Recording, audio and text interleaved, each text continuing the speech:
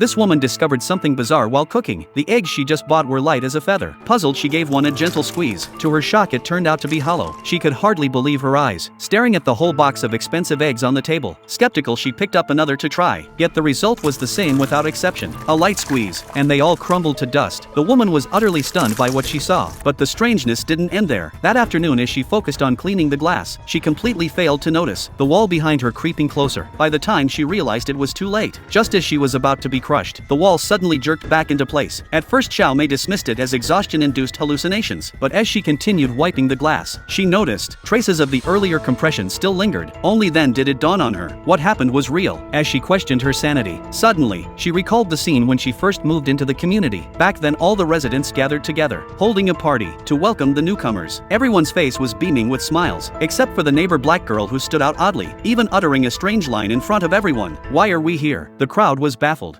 assuming black girl had lost her mind, because this was supposedly the community with the highest happiness index, built through the relentless efforts and massive investment of a man named Frank. Every family successfully admitted to the community would receive a luxurious mansion and a top-tier car. Not just that, each household's male head would be assigned a job with an annual salary of $1 million. However, joining the community came with two strict conditions. First, residents must be couples or married. Second, women must never set foot in the northern desert, or they'd bear all consequences of any danger encountered. Life in the community was highly regimented. Men left promptly at 8 a.m. every day, while women lined up to bid their husbands farewell. The community was nestled in a desert oasis. Men drove an hour daily to work at Victory headquarters north of the desert. Women only had to be full-time housewives. After seeing their husbands off, they spent a little time cleaning, then enjoyed the rest of the day in leisure. Though the community wasn't large, it had every imaginable amenity. Even desserts and drinks were free. They could indulge without a care. Not only that, luxury goods were dirt cheap here. Money was never a concern, but there was one mandatory activity: attending yoga studio daily for posture lessons to perfect their figures. The goal was to better please their husbands when they returned from work.